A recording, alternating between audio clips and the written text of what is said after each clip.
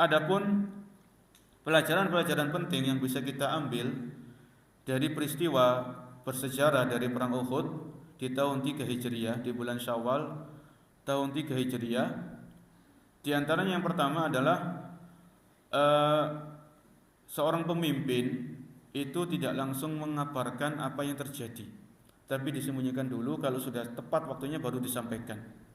Jadi seorang pemimpin itu harus punya cara. Ini diambil dari mana? Pelajaran yang pertama. Jadi seorang pemimpin itu tidak langsung mengabarkan apa yang terjadi di luar kepada pasukan-pasukannya. Ketika Nabi SAW mendapatkan surat dari paman beliau yaitu Abbas, kemudian dibacakan oleh Ubay bin Ka'ab, karena Rasulullah SAW beliau tidak bisa membaca, maka tidak langsung dikabarkan oleh Nabi SAW kepada para sahabat-sahabat yang lain supaya tidak kaget. Ya. Tapi Nabi memberikan disuruh para sahabat suruh siap-siap latihan perang, ya. Tidak langsung dikabarkan begitu saja. Maka di sini kita ambil faedah juga pentingnya bahwasanya seorang pemimpin itu tidak langsung mengabarkan apa yang terjadi di luar kepada pasukan-pasukannya, tapi dilihat dulu keadaannya. Dilihat dulu, ya, disiapkan dulu pasukannya baru nanti dikabarkan. Ya. Oleh karena itu disebutkan dalam hadis, ya, Nabi SAW bersabda, "Ista'inu ala inja'il hawaiji bil kitman, fa inna kulli dini matin mahsud." Ya.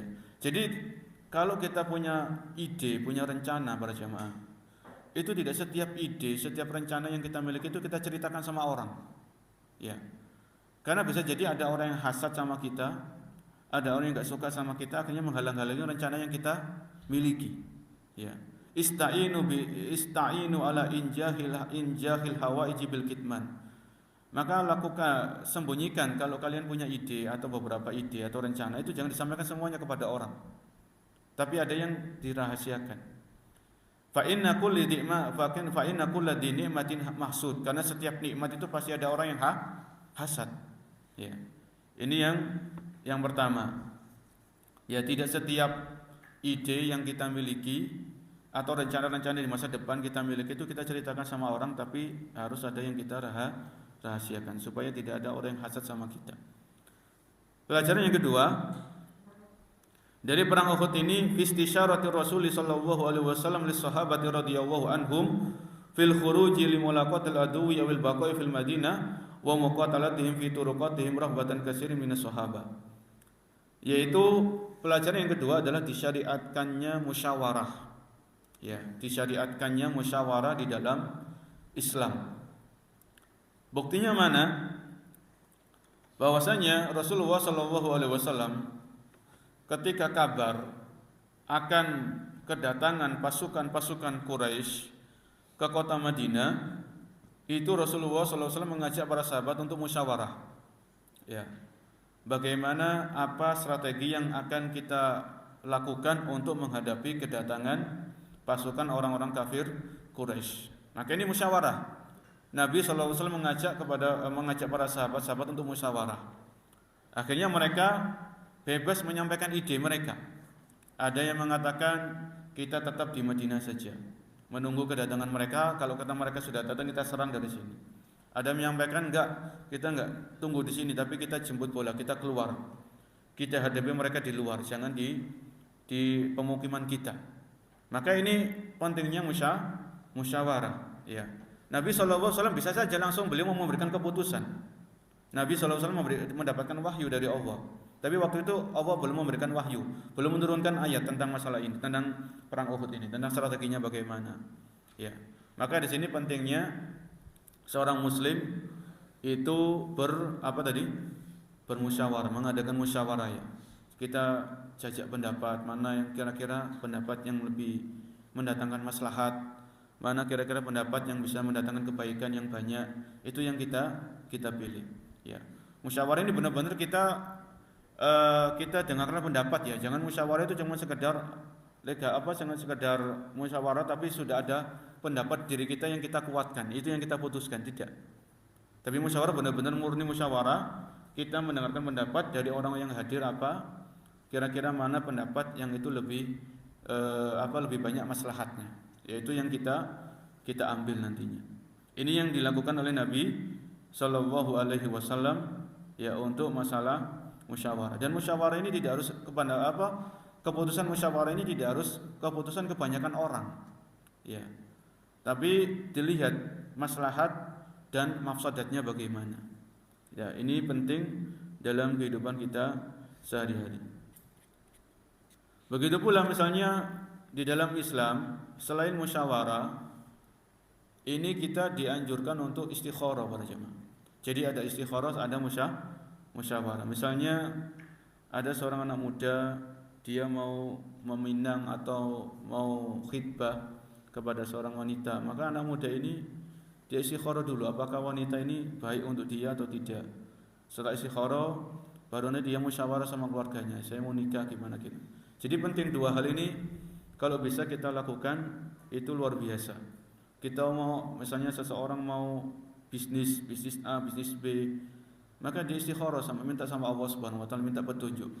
Seandainya bisnis ini baik untuk agama dan untuk dunia dan untuk akhirat kita, maka kita lakukan istikharah. Setelah itu musyawarah, nanya ke sana nanya sini tentang bisnis yang akan kita lakukan. Ya. Nanya kepada orang-orang yang lebih ahli dalam hal tersebut. Ini dua hal ini insyaallah akan bermanfaat dalam kehidupan kita sehari-hari. Istikharah, kemudian kedua apa? Musyawarah, nanya, ya, nanya kepada orang yang punya ilmu, punya keahlian, ya, punya pengalaman. Maka kita bertanya kepada mereka.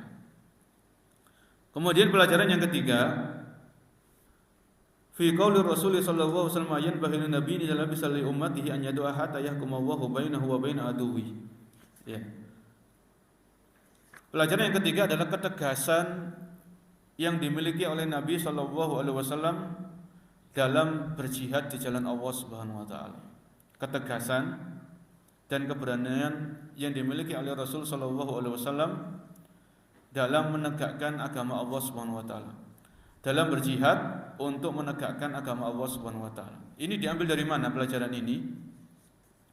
Yaitu ketika Nabi mengatakan ma yanbaghi linabiyyin idza labisa li ummatihi an yad'aha hatta yahkuma Allahu bainahu wa baina aduwi.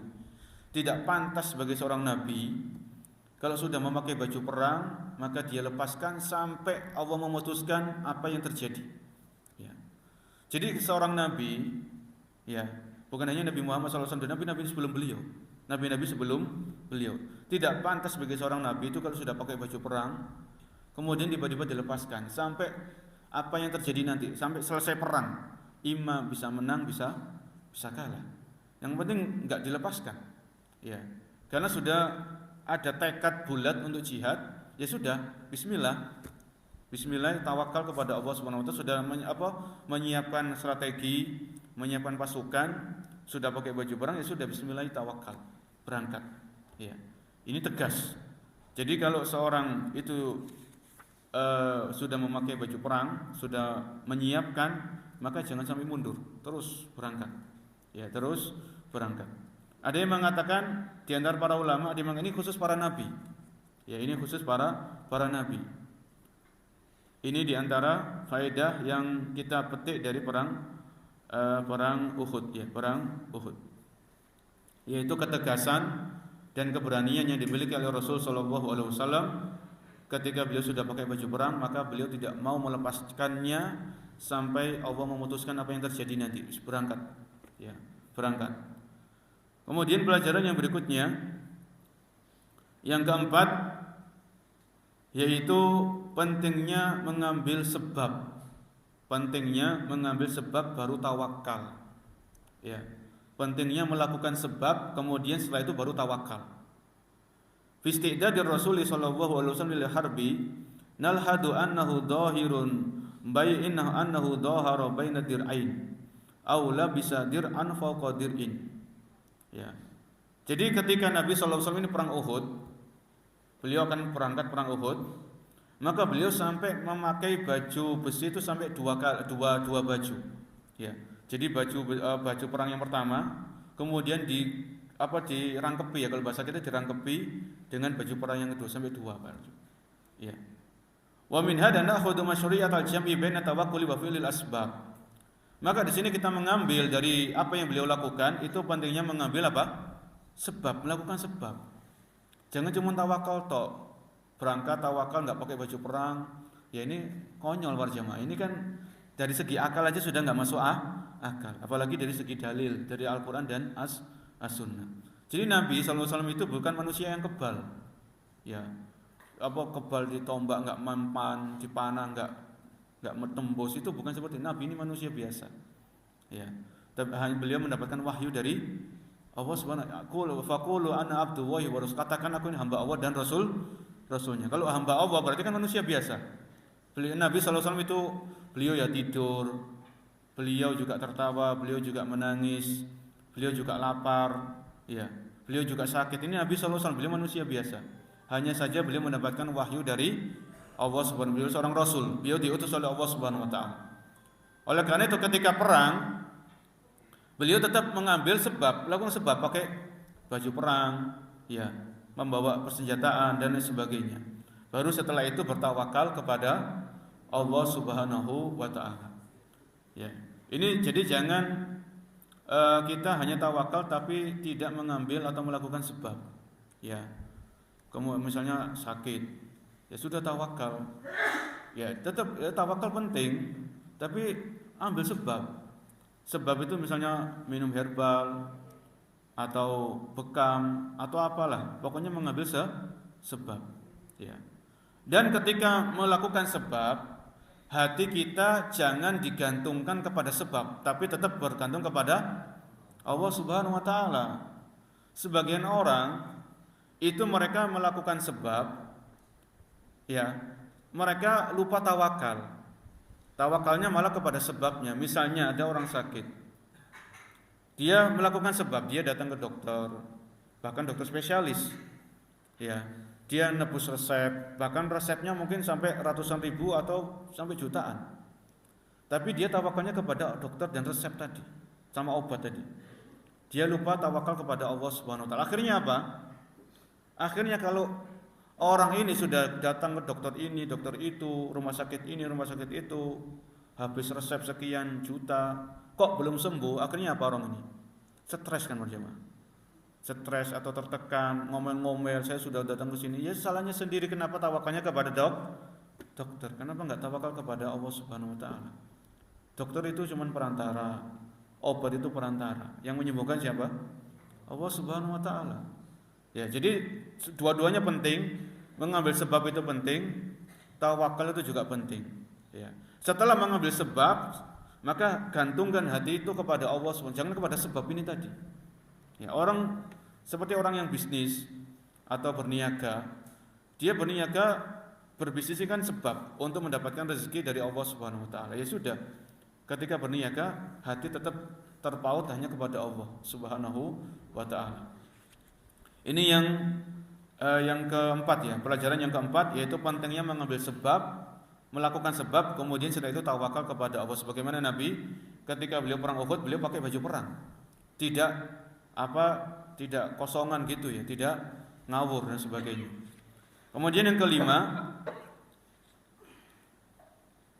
di antara pelajaran-pelajaran penting dari perang Uhud ini, bahwasanya dalam perang Uhud ini Allah membedakan mana orang yang beriman dengan keimanan yang sesungguhnya dengan orang-orang yang munafik. Ya. Ini jelas. Ketika perang Uhud itu Allah Subhanahu wa taala menjelaskan hakikat orang-orang munafik itu bagaimana. Ya. Ini Allah jelaskan dan itu terjadi. Ketika 1.000 orang ini berangkat dari pemukiman mereka untuk menghadapi orang-orang kafir, orang-orang musyrik Quraisy dari kota Mekah, ternyata 300 orang membelot, mereka pulang. Dan di sini ada hikmah, ada pelajaran. Allah ingin menjelaskan kepada orang yang beriman, inilah orang-orang munafik. Hati-hati dari mereka. Hati-hati dari mereka. Sebutkan an yatamayyazal mu'minu as-shadiq minal munafiq al-kadhib. Dalam perang Uhud ini Allah menjelaskan siapa orang-orang yang beriman, yang jujur keimanannya, dan siapa orang-orang yang munafik, yang pendusta. Ya, fa innal muslimina lamma adharahumullahu ala a'daihim yauma badrin wa tara lahumus saytu wa dakhala ma'hum fil islami dhahiran man laysa ma'hum batinun. Karena orang-orang munafik ini kapan bermunculan? ketika setelah perang Badar. Ya.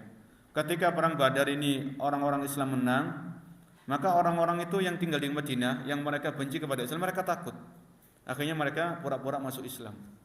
Karena mereka takut kepada orang-orang kaum muslimin. Ya. Ketika perang Badar mereka menang, maka orang-orang kafir, orang-orang munafik ini takut. Akhirnya mereka menyembunyikan kekafiran mereka. Mereka pura-pura masuk Islam, tapi dalam hati mereka benci kepada Islam dan benci kepada kaum muslimin. Ya. Ini terjadi di perang Uhud. Dan adapun dedengkotnya tadi siapa, Abdullah bin Ubay bin Salul, ini ada cerita sendiri wala jamaah. Waktu itu Abdullah bin Ubay bin Salul ini sudah pernah kita sampaikan, tapi kita refresh ya, kita sampaikan lagi. Abdullah bin Ubay bin Salul waktu itu beliau sudah di Madinah. Dan Abdullah bin Ubay bin Salul ini akan dijadikan pemimpin orang-orang Ansor, orang-orang Aus dan Khazraj, jadikan pemimpin. Ya, pemimpin suku lah kalau bahasa kita, pemimpin kabilah. Sudah akan dijadikan pemimpin. Waktu itu orang-orang Ansor, orang-orang Madinah banyak yang masuk Islam. Banyak masuk Islam. Dan waktu itu Rasulullah SAW hijrah ke kota Madinah. Ya, maka Rasulullah SAW dijadikan pemimpin oleh orang-orang Ansor. Beliau seorang nabi dan rasul, maka beliau layak jadi pemimpin umat Islam.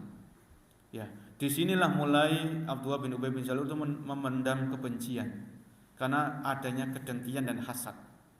Sudah mau jadikan pemimpin, akhirnya enggak jadi. Mulai dari situlah benih-benih kemunafikan itu ada dalam hatinya Abdullah bin Ubay bin Salul ini. Ini ceritanya sendiri ini tadi. Ya. Dan puncak-puncaknya ketika perang Uhud, dia ngompor-ngompori 300 orang, ya 299 orang untuk balik ke kota Madinah, balik ke pemukiman, enggak usah ikut perang. Ini puncak-puncaknya di situ. Maka dalam hal ini Allah sebutkan dalam surat Ali Imran ayat 179. Ali Imran 179. Kalau yang bawa HP, antum ketik Ali Imran 179, nanti akan muncul. Allah sebutkan, maka Allahu liyadharul mu'minina ala ma antum alaihi hatta yamizal khabisa minat thayyib. Ya. Allah tidak akan meninggalkan kalian dalam keadaan kalian seperti ini. Ya, perang Badar menang, banyak dapat harta rampasan perang. Hatta yamizal khabisa minat thayyib, sampai Allah membedakan mana yang jelek dan mana yang baik. Sampai Allah membedakan mana yang munafik sama yang beriman. Wa ma kana Allahu liyudhi'akum 'alal ghaib walakinna Allah yajtabi min rusulihi man yasha. Intinya dalam ayat ini Ali Imran 179 Allah menjelaskan bahwasanya Allah akan membedakan mana orang-orang yang beriman dan mana orang-orang yang munafik. Hatta yamizal khabisa minat thayyib. Sampai Allah membedakan mana yang buruk dengan mana yang baik, dengan mana yang baik. Ini pelajaran yang keempat. Yang kelima ya. Pelajaran yang keenam, di antara pelajaran yang bisa kita petik dari kisah perang Uhud ini, peristiwa perang Uhud ini adalah semangat anak-anak muda untuk ikut berjihad di jalan Allah Subhanahu wa taala. Ya. Semangat anak-anak muda untuk ikut berjihad di jalan Allah Subhanahu wa taala. Ini nanti kita sampaikan di cerita perang Uhud ini, di penyampaian perang Uhud ini, bahwasanya di tengah-tengah jalan Nabi dan para sahabat yang tinggal 700 orang tadi itu ketemu sama anak-anak muda. Mereka sudah masuk Islam. Ya. Dan mereka bersemangat, antusias, punya motivasi yang tinggi untuk ikut berjihad. Anak-anak muda 15 tahunan. Ya. Ada yang lebih sedikit, ada yang pokoknya sekitar 15 tahun, anak-anak muda. Ya, punya hamasah itu punya semangat yang tinggi, berkobar-kobar, ingin ikut jihad. Ya. Tentunya di sini ini bukan tanpa sebab para jemaah. Ya, ini bukan tanpa sebab. Disebutkan dalam buku ini, wa hada asarut tarbiyatil islamiyyati anadak fi nusfi syabab wa tarbiyatu ala ma'alil umur wal budi an safasifiha. Ya. Jadi anak-anak muda tadi kenapa kok punya keinginan, punya semangat yang kuat untuk berjihad? Ini adalah hasil pendidikan Rasulullah SAW. Rasulullah yang mendidik mereka, ya, menanamkan keimanan, mengajarkan Al-Quran kepada mereka, anak-anak muda ini. Ya. Sebelumnya juga Rasulullah SAW ketika beliau masih di Mekah, itu beliau mengutus Mus'ab bin Umair untuk datang ke Madinah mengajarkan Al-Quran kepada orang-orang Madinah. Ya. Jadi ini diantara hasil pendidikannya Mus'ab bin Umair kepada anak-anak muda tadi. Bagaimana anak-anak muda ini bisa terpompa semangatnya untuk ikut berjihad di jalan Allah Subhanahu wa taala. Ya. Jadi anak-anak muda ini dilihat siapa yang mendidik para jemaah. Kan begitu ya? Siapa yang mendidik? Anak-anak muda ini duduknya di mana? Kalau anak-anak muda ini duduknya di majelis-majelis yang di situ diajarkan kesyirikan, maka anak-anak muda ini di garis terdepan melakukan kesyirikan. Ya. Kalau anak-anak muda ini duduknya di majelis-majelis ilmu yang di situ diajarkan bom bunuh diri, mereka di garis terdepan untuk melakukan bom bunuh diri. Karena anak muda ini modalnya apa? Semangat. Modalnya semangat. Dikasih ini, kasih ini, dikoki ini, akhirnya mereka semangat. Ini hati-hati. Jadi anak muda ini dengan siapa mereka duduk, kepada siapa mereka menimba ilmu. Ini anak-anak muda itu seperti itu. Ya, kalau di zaman kita ya sama. Di zaman kita anak-anak muda ini kan selain kepada siapa mereka duduk, kepada mereka siapa menimba ilmu, sambil dilihat medsosnya itu bagaimana. Iya. Karena medsos kemudian tontonan. Anak-anak muda kenapa ada di antara anak muda ikut joget-joget di TikTok? Ya karena mereka lihatnya artis-artis Korea. Akhirnya mereka ikut joget-joget di TikTok dan sebagainya. Enggak punya malu. Ya ini lihat anak-anak muda, karena anak muda ini kan aset. Ini generasi penerus umat Islam ini di anak-anak muda ini. Tongkat estafet akan mereka pegang.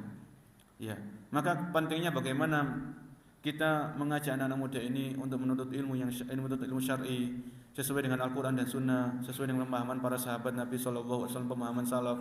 Ya, ini anak-anak muda karena ini anak-anak semangat ini.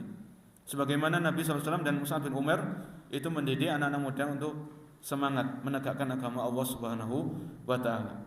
Ini pelajaran yang keenam ya, pelajaran yang keenam. Pelajaran yang ketujuh, ya ini kita singkat, kita ambil semuanya penting. Pelajaran yang ketujuh diantaranya pentingnya mentaati perintah pemimpin. Pentingnya mentaati perintah pemimpin. Ya, pemimpin kaum muslimin. Selama perintah itu bukan dalam kemaksiatan. Selama perintah itu kebaikan, maka seorang muslim, seorang muslimah, mukmin dan mukminah wajib taat kepada pemimpinnya. Dari mana kita ambil faedah ini? Yaitu dari kisah 50 sahabat yang mereka ahli memanah. Ketika Nabi SAW di awal-awal sebelum terjadinya pertempuran, terjadinya peperangan, Nabi sudah berpesan. Ini Nabi yang memerintahkan ini. Nabi memerintahkan kalian jangan tinggalkan tempat ini apapun yang terjadi. Ini bahasa kita ya. Ada bahasa Arabnya di buku ini ada. Bahasa kita, Nabi mengatakan kepada para sahabat tadi, jangan kalian tinggalkan tempat ini apapun yang terjadi. Ketika kita menang, kita yang di bawah ini menang, maka tetap kalian di sini. Ketika kita kalah pun kalian tetap di sini. Sampai ada komando berikutnya. Namun sahabat-sahabat ini 40 orang tadi lupa akan perintah ini. Mereka bermaksiat kepada Nabi sallallahu alaihi wasallam. Ya, nanti akan kita jelaskan bahwasanya sahabat-sahabat ini sudah dimaafkan oleh Allah Subhanahu wa taala, sudah diampuni dosa-dosanya oleh Allah Subhanahu wa taala. Jadi tidak ada celah untuk mencela para sahabat, tidak ada celah untuk menghina para sahabat. 40 orang ini memang mereka turun.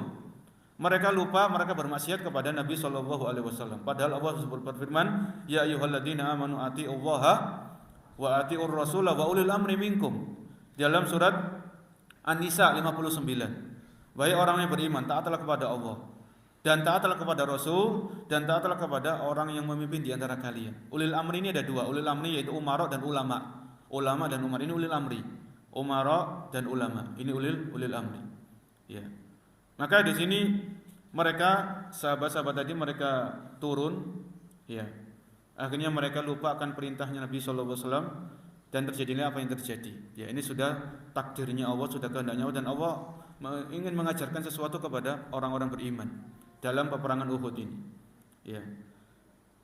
Dan ini sudah diingatkan oleh Abdullah bin Jubair tadi. Abdullah bin Jubair ini kan yang ditunjuk sebagai koordinator para pemanah tadi. 50 orang itu satu koordinator, yaitu Abdullah bin Jubair. Sudah diingatkan, jangan kalian turun, tetap kita di sini, sabar di sini. Sampai nunggu perintah Nabi yang berikutnya. Nabi memerintahkan apa, itu yang kita dengarkan nanti. Ya. Tapi tidak sabar, mereka tetap turun, ya. Akhirnya terjadilah apa yang terjadi. Jadi ini pentingnya, yaitu pelajaran yang ketujuh, pentingnya mentaati perintah para pemimpin kaum muslimin selama perintah itu bukan dalam kemaksiatan. Karena ada maslahatnya di situ. Ya, ada maslahat yang terkandung dalam ketaatan kepada pemimpin. Ini di antara akidah Ahlussunnah wal Jamaah. Ya. Jadi kalau kita belajar akidah Ahlussunnah wal Jamaah, dalam kitab-kitab akidah disebutkan as-sam'u wa ta'ah. Wajib mendengar dan taat kepada para pemimpin kaum muslimin. Ya, walaupun harta kita diambil di punggung-punggung kita dipukuli, harta kita dirampas, tetap mendengar dan taat. Jangan ada yang berontak. Jangan ada yang membangkang. Karena nanti apa? Kalau sudah memberontak, membangkang, terjadi apa? Pertumpahan darah, kan begitu. Terjadi kerusakan fasilitas. Itu terbukti para jemaah. Di beberapa negeri kaum muslimin, ketika terjadi pemberontakan, itu terjadi pertumpahan darah. Keamanan tidak stabil. Ya, fasilitas banyak rusak. Ya, maka di sini pentingnya sabar. Ya memang tidak ada pemimpin yang maksum. Pemimpin pasti punya apa? Punya salah, punya khilaf. Tidak ada pemimpin selain para nabi dan rasul ya. Selain para nabi dan rasul tidak, manusia biasa. Pemimpin tetap punya salah. Tapi kalau ada pemimpin yang salah, kita nasihati dengan cara yang baik, dengan cara yang ma'ruf. Itu akidah Ahlussunnah wal Jamaah. Ya, akidah Ahlussunnah wal Jamaah. Akidahnya para sahabat seperti itu. Kemudian pelajaran yang berikutnya, yang ke-8, ya, yaitu berhati-hati dari fitnah dunia. Berhati-hati dari bahaya fitnah dunia. Kenapa tadi di antara para sahabat tadi yang jumlahnya 50 orang di Jabal Rumat, ya, di Jabal Rumat itu mereka diperintahkan oleh Nabi untuk standby di situ, jangan turun apapun yang terjadi. Maka mereka 40 orang turun untuk ikut-ikutan mengumpulkan apa? Harta rampasan perang. Ini kan namanya dunia para jemaah. Itu silau, menyilaukan. Dunia baik itu harta, jabatan, ya kalau laki-laki kan fitnah wanita, ya. Ingin dinomorsatukan, ingin diakui, ya, ingin disebut-sebut namanya. Ini namanya dunia. Ini semuanya kenikmatan dunia. Ini menyilaukan. Ya. Jadi awalnya orang itu mungkin dia ikhlas, berusaha terus ikhlas. Tapi ketika sudah dihadapkan dengan fitnah dunia, orang bikin pondok, bikin yayasan, bikin lembaga, jadi takmir masjid. Awalnya mungkin masjidnya sepi, akhirnya lama-lama masjidnya ramai, banyak jamaah yang datang, banyak jamaah yang menuntut ilmu. Pondok juga sama, pondok awalnya sepi, dikit santrinya. Ketika santrinya banyak, ini juga jadi fitnah. Ya, hati-hati. Keikhlasan harus tetap dikoreksi. Ya. Jadi walaupun berapapun santrinya, berapapun jamaah yang datang, tetap keikhlasan harus dikoreksi terus. Allah sebutkan dalam hal ini di surat Ali Imran. Ya. Surat Ali Imran ayat 152.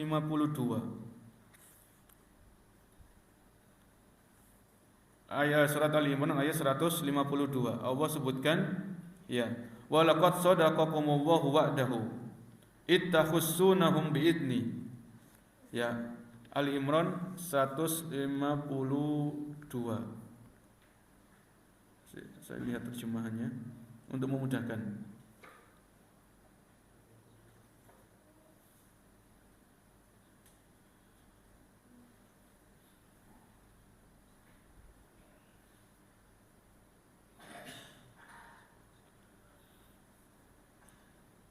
Allah sebutkan dalam ayat ini, walaqad sadaqakumullahu wa'dahu ittakhussunahum biidni.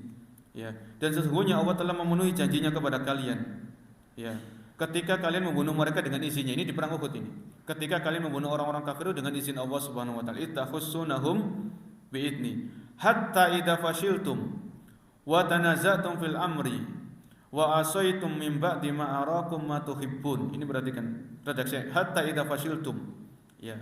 Sampai pada saat kalian lemah, ya, dan kalian berselisih dalam urusan itu, wa asaitum, dan kalian mendurhakai perintah Rasul, ya. Perintah Rasul tadi apa? Supaya tetap di Jabal Rumah, ternyata ada yang wa asaitum mim ba'di ma arakum ma tuhibun. Setelah kalian melihat, setelah Allah memperlihatkan apa yang kalian sukai, yaitu apa? Harta rampasan perang. Mim ba'di ma arakum ma tuhibun. Setelah Allah menampakkan kepada kalian apa yang kalian sukai, yaitu harta rampasan perang. Kemudian apa kata Allah dalam minkum man yuridud dunya wa minkum man yuridul akhirah. Ada di antara kalian yang menginginkan dunia, dan ada di antara kalian yang menginginkan apa? Akhirat. Ya. Jadi ayat ini turun kepada para sahabat radhiyallahu anhum ajmain. Ya, radhiyallahu anhum ajmain. Jadi kalau di antara para sahabat saja itu Allah sebutkan ada di antara kalian yang menginginkan dunia, ada di antara kalian yang menginginkan apa? Akhirat. Bagaimana dengan generasi-generasi setelah para sahabat? Ya. Jadi ini pentingnya para jamaah kita senantiasa mengoreksi niat kita. Benar enggak kita serius menginginkan akhirat? Atau jangan-jangan masih ada keinginan-keinginan duniawi yang masih menyelinap, ya, yang masih berseliweran di dalam hati kita. Ingin ini, ingin itu, ya. Allah Maha tahu isi hati kita. Tidak ada yang tersembunyi bagi Allah Subhanahu wa taala. Kalau orang itu ingin akhirat tanpa meninggalkan, tanpa melalaikan kehidupan dunia, maka Allah Maha tahu. Tapi kalau orang itu ingin dunia dengan mengorbankan akhirat, Allah juga Maha tahu. Jadi ada orang yang menginginkan akhirat, dia mengorbankan dunianya. Mesti mengorbankan dunia itu dia bukan berarti meninggalkan dunia, dia tetap cari nafkah, dia cari rezeki.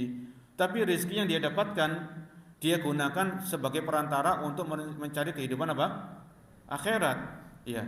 Senang-senang ya boleh jalan-jalan, tapi enggak berlebihan, rekreasi. Jadi rezeki yang Allah berikan itu sarana, fasilitas. Dia gunakan untuk meraih kehidupan, kebahagiaan di akhirat, yaitu kebahagiaan di surganya Allah Subhanahu wa taala. Ada orang seperti itu para jemaah. Ya, dia dikasih jabatan. Jabatan ini dia gunakan apa? Untuk memudahkan urusan kaum muslimin. Ada orang sini dimudahkan. Ada orang sini dimudahkan. Itu orang punya jabatan. Jadi dia gunakan jabatan ini untuk meraih kebahagiaan di akhirat. Ya. Orang punya ini, jadi kita lihat diri kita, apapun fasilitas yang Allah berikan kepada kita, maka gunakan fasilitas ini untuk meraih kebahagiaan di akhirat, kebahagiaan di surga Allah Subhanahu wa taala yang itu kekal. Ya. Namun di sana juga ada orang yang tujuan utamanya itu dunia, sampai mengorbankan apa? Akhirat. Cari dunia sampai enggak sholat, sampai durhaka sama orang tua, rebutan warisan sampai memutuskan silaturahmi. Ini kalau orang itu sudah tujuan utamanya apa? Dunia. Ini bahaya bersama. Ya.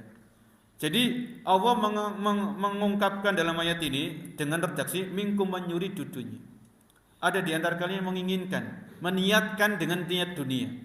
Ada di antara kalian yang menginginkan, meniatkan dengan kehidupan akhirat. Ya, maka kita cek diri kita masing-masing, jangan lihat orang lain dulu.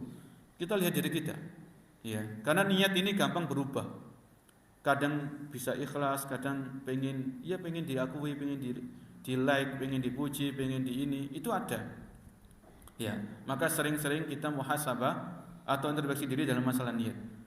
Kemudian kita bacakan ayat tadi, summa sarafakum anhum liyabtaliyakum. Summa sarafakum anhum liyabtaliyakum. Ya. Kemudian Allah memalingkan kalian dari mereka untuk menguji kalian. Ya. Kemudian apa kata Allah? Walaqad afa ankum. Ini berarti kena. Walaqad afa ankum, dan Allah telah mengampuni, memaafkan kalian semua. Jadi sahabat-sahabat tadi yang 40 orang tadi yang turun dari Jabal Rumat ikut-ikutan mengumpulkan harta rampasan ini sudah diampuni oleh siapa? Diampuni oleh Allah Subhanahu wa taala. Walaqad afa ankum, dan Allah telah memaafkan kalian. Jadi jangan dicela para sahabat ini.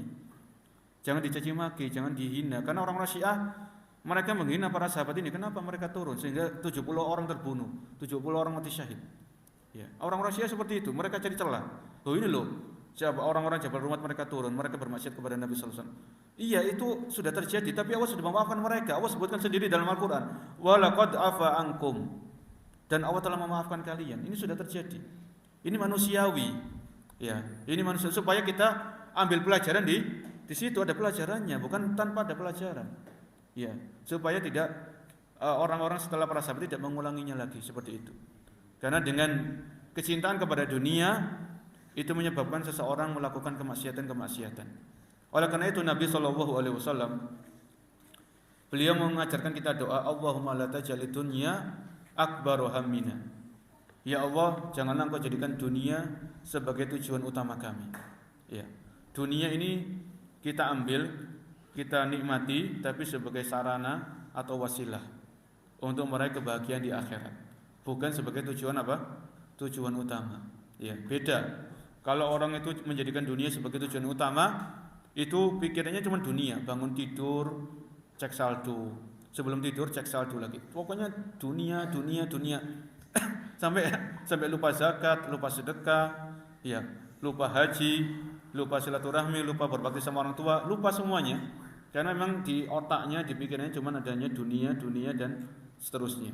Ya, ini hati-hati. Yaitu pelajaran yang ke-8, berhati-hati dari fitnah dunia yang sangat-sangat luar biasa. Ini menimpa orang yang berilmu, menimpa orang yang awam juga, menimpa orang-orang yang soleh, menimpa orang-orang yang belum menjadi orang-orang soleh misalnya. Itu semuanya terkena fitnah dunia ini. Ya, maka kita perlu berhati-hati. Yang berikutnya, yang ke-9, di antara pelajaran yang bisa kita petik dari pelajaran dari peristiwa perang Uhud adalah bahwasanya orang-orang musyrik itu mereka lah orang-orang yang tamak terhadap dunia. Ini berkaitan dengan pelajaran sebelumnya.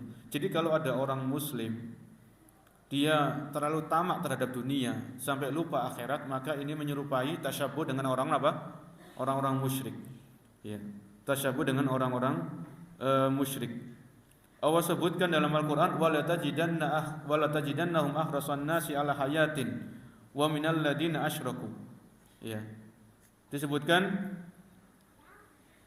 yaitu di surat Al-Maidah ayat 82. La tajidanna asyaddan nasi adawatan lil ladina amanu al yahuda wal ladina asyraku. Ya. Wa la tajidanna aqrabahum mawaddatan lil ladina amanu alladina qalu inna nasara. Kemudian wala tajidannahum ahrasan nasi ala hayati wa minal ladina asyraku. Dan kalian akan mendapatkan ya orang-orang yang paling semangat kepada kehidupan dunia melainkan orang-orang yang berbuat kesyirikan. Ya, ahrasan nasi ala hayatin.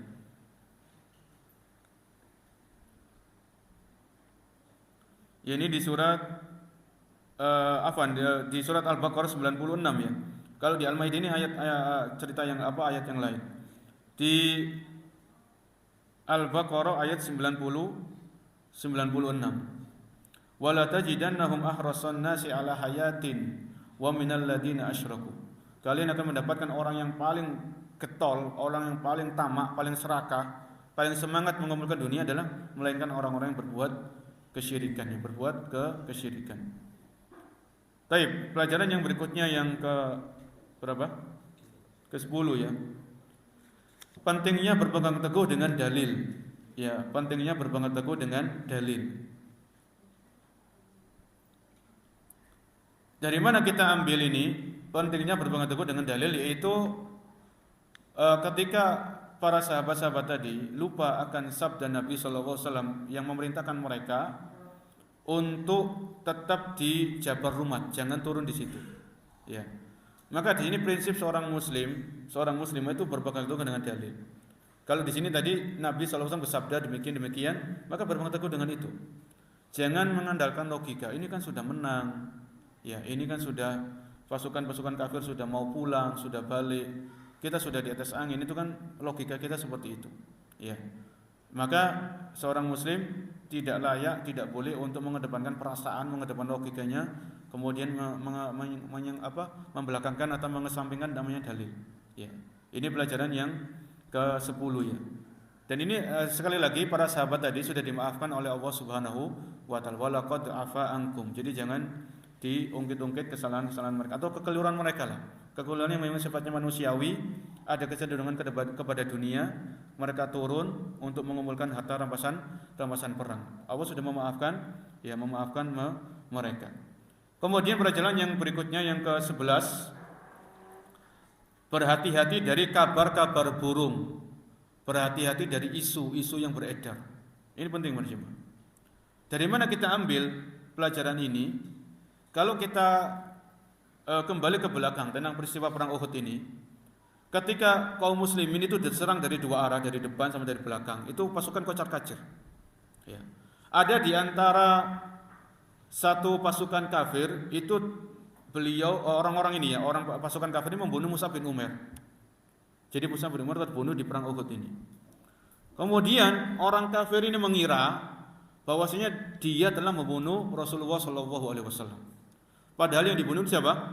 Mus'ab bin Umair. Jadi Mus'ab bin Umair ini kalau pakai baju perang, dari segi lahiriah, jadi secara zahir itu mirip dengan Nabi SAW. mirip. Bukan mirip perawakannya ya, mirip dari segi fisik dan jasadnya, tapi sudah pakai baju perang. Itu secara lahiriah Musa bin Umair mirip dengan Nabi sallallahu alaihi wasallam. Akhirnya orang kafir ini menyangka dia telah membunuh Rasul sallallahu alaihi wasallam. Ini padahal akhirnya orang kafir ini menyebarkan isu Muhammad telah terbunuh, Muhammad telah terbunuh. Ini tambah mengedownkan semangatnya orang-orang beriman. Ya, sudah pasukan sudah kocar-kacir, ya, sudah tinggal apa adanya, tenaga sudah enggak full. Ini sudah ditambah lagi dengan adanya isu yang beredar. Ini harus hati-hati. Ya. Jadi jangan kalau ada isu-isu beredar, isu tentang ini jangan ditelan mentah-mentah. Ya. Cek dulu kebenarannya. Di cross check dulu, ditabayun dulu. Kan ini sudah Allah ajarkan dalam Al-Qur'an. Ya ayyuhalladzina amanu idza ja'akum fasiqun binaba'in fatabayyanu. Wahai orang beriman, kalau ada orang fasik datang membawa kabar, maka tabayun dulu. Ya. Jangan langsung ditelan mentah-mentah, akhirnya melemahkan kaum muslimin dari dalam. Ya, ini pentingnya kita menyikapi isu. Ini isu beredar itu di perang Uhud. Ya, isu itu beredar di perang Uhud, iya. Akhirnya sebagian sahabat memang tambah down lagi, tambah lemah. Ya sudah, apa yang harus kita berbuat kalau Nabi Muhammad sudah terbunuh? Ya.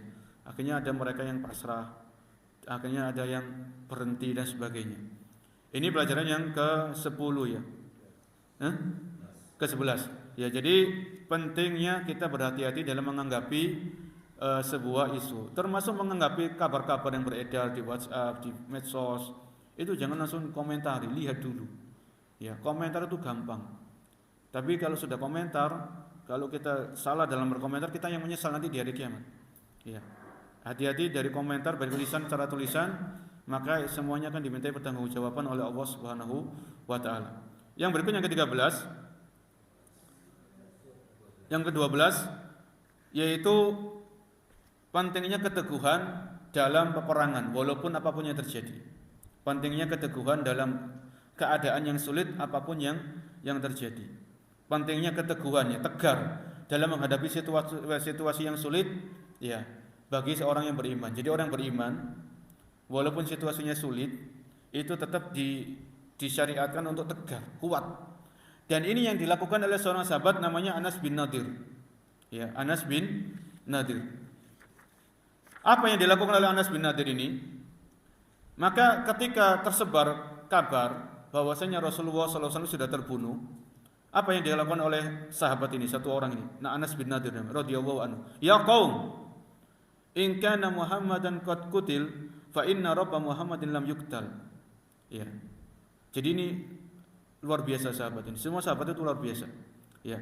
Di antaranya beliau Anas bin Nadir. Wahai saudara-saudaraku, ini beliau ngomong kepada sahabat-sahabat yang lain yang tadi lemas karena mendengarkan isu Rasulullah SAW sudah terbunuh. Wahai kaum, wahai sahabatku, seandainya Rasulullah SAW itu benar-benar terbunuh, fa inna rabba Muhammadin lam yuqtal, maka sesungguhnya Allah Subhanahu wa taala tidak terbunuh, Allah Maha hidup. Ya. Kita berperang untuk Allah Subhanahu wa taala, kan begitu ya. Kita berperang itu untuk Allah Subhanahu wa taala, untuk menegakkan agama Allah Subhanahu wa taala, untuk menolong Islam. Jadi seandainya Rasulullah sudah terbunuh, ini katanya Anas bin Nadir, ya, maka Allah Subhanahu wa taala masih hidup. Allah Maha hidup. Allahu hayyun la yamut. Ya. Wa ma tasna'una bil hayati ba'da Rasulillah sallallahu alaihi wasallam. Apa enaknya hidup kalau Rasulullah sudah terbunuh? Akhirnya sekalian aja, ini bahasa kita ya, bahasanya Anas bin Nadir, apa enaknya hidup, apa lezatnya hidup setelah Rasulullah terbunuh? Ya sudah, kita sekalian aja mati-matian, apa yang terjadi ya sudah. Ini Anas bin Nadir ini memompa semangatnya para sahabat supaya tetap berperang. Jangan langsung down.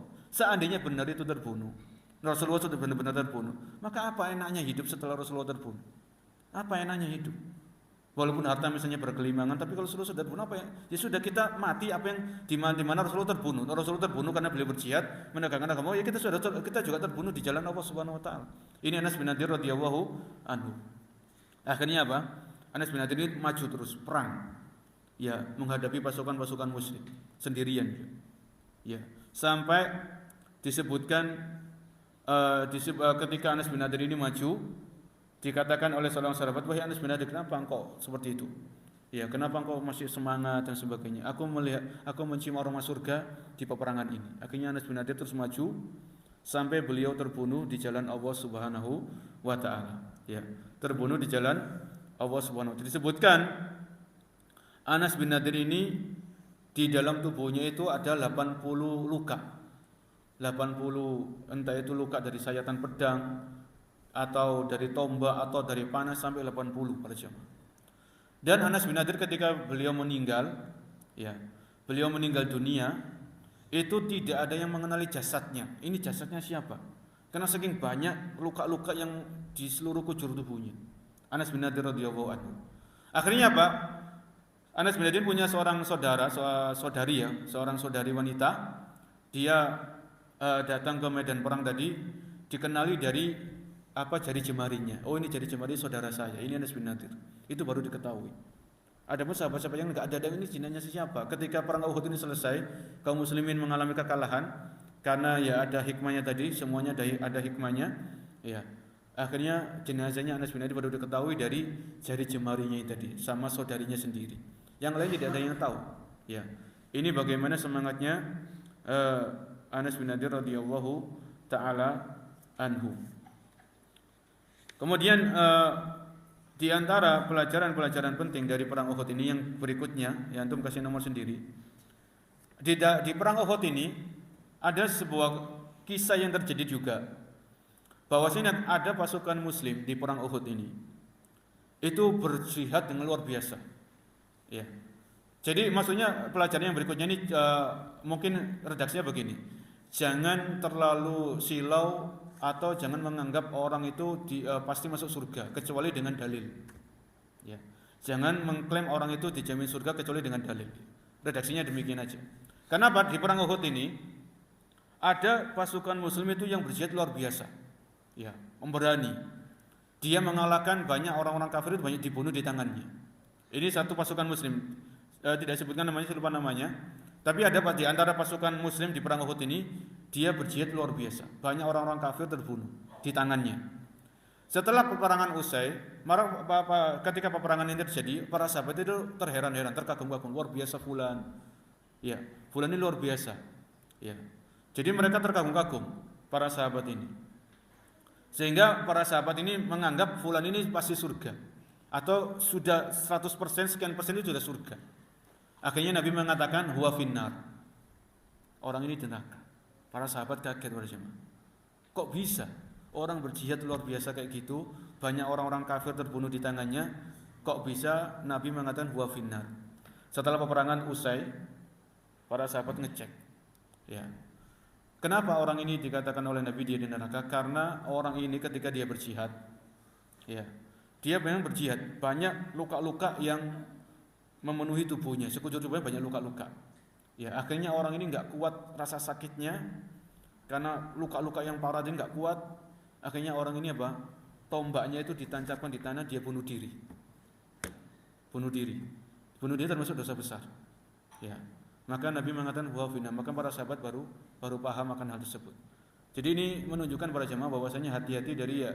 Yang pertama, jangan mengklaim orang itu pasti surga kecuali dengan dalil. Ya. Seperti 10 sahabat jamin surga kan ada dalilnya itu ya. Abu Bakar fil jannah, Umar fil jannah, itu ada dalilnya. 10 sahabat jamin surga itu ada dalil. Maka kita meyakini mereka dijamin surga. Adapun selain tidak ada dalilnya, maka sesoleh-soleh apapun seseorang, sebertakwa-takwa pun bagaimana seseorang, tetap kita enggak boleh mengklaim dia surga. Kita hanya bisa berharap semoga orang ini termasuk penghuni surga karena dia soleh, bertakwa, berilmu, berdakwah dan sebagainya. Itu saja. Tapi mengklaim tidak. Ya. Mengklaim tidak. Sekalian dari pelajaran ini tadi, bahaya dosa bunuh diri, dosa besar. Orang berjihad di jalan Allah, ya, ini berperang Uhud bersama Nabi SAW, bersama para sahabat. Tapi endingnya orang ini nggak kuat. Akhirnya dia bunuh diri. Jadi seandainya ada di antara kita ya, diuji oleh Allah dengan musibah, mungkin dengan penyakit, tetap sabar. Ya, jangan sampai naudzubillah bunuh diri. Jangan sampai kita minta mati. Sebagian orang kan minta mati, ada enggak seperti itu? Sakitnya lama, kronis sakitnya minta mati. Loh para jemaah, orang yang sudah mati itu pengen kembali ke dunia untuk bisa beramal soleh. Lah kok ada orang yang masih hidup pengen mati. Ya, orang yang sudah meninggal itu pengen kembali ke dunia supaya bisa sedekah. Antum lihat surat Al-Munafiqun di akhir-akhir. Fa as-saddaqa wa aku minas solihin. Supaya aku bisa sedekah dan aku termasuk orang-orang soleh. Ya. Jadi apapun ya kita minta kepada Allah keselamatan. Allahumma inni as'alukal afwa wal afiyata fid dunya wal akhirah. Sebagaimana doa zikir pagi dan petang. Kita minta kepada Allah keselamatan, al afwa wal afiyah. Itu sudah kita minta. Kita menjalankan sebab. Ya kalau keluar rumah, kalau naik motor ya pakai helm, itu kan sebab. Tapi kalau sudah terjadi apa-apa, maka itu takdir Allah Subhanahu wa taala. Kalau terjadi musibah atau bencana atau sakit, tetap harus kita hadapi dengan sabar. Jangan sampai ada keinginan-keinginan untuk bunuh diri, karena itu termasuk dosa besar ya yang diharamkan oleh Allah Subhanahu wa taala. Ya, ini harus kita perhatikan. Mungkin sampai di sini untuk pelajaran-pelajaran yang bisa kita petik. Insyaallah pelajaran-pelajaran yang tersisa yang belum saya sampaikan pada hari ini, pada kesempatan pagi hari ini kita lanjutkan di kesempatan yang berikutnya. Masih ada beberapa pelajaran yang insyaallah bermanfaat juga untuk kita ambil hikmahnya. Mudah-mudahan beberapa pelajaran tadi bisa kita renungi ya, bisa kita resapi sehingga ketika kita mengingat peristiwa perang Uhud ini ya, ketika kaum muslimin mendapatkan kekalahan, itu ada hikmah-hikmah yang luar biasa ya, yang Allah ingin ajarkan kepada kaum orang-orang yang beriman. Di antara hikmahnya Allah membedakan mana orang beriman, mana orang yang munafik. Kemudian Allah menjelaskan tentang bahaya dunia, fitnah dunia ini luar biasa. Sampai orang-orang pilihan seperti para sahabat, itu di antara mereka ada yang tertipu, terfitnah dengan dunia, tapi Allah sudah memaafkan mereka. Walaqad afa ankum. Ya. Kurang lebihnya saya mohon maaf sebesar-besarnya. Kita akhiri. Subhanakallah wa bihamdik, asyhadu an la ilaha illa anta, astaghfiruka wa atubu ilaik. Assalamualaikum warahmatullahi wabarakatuh.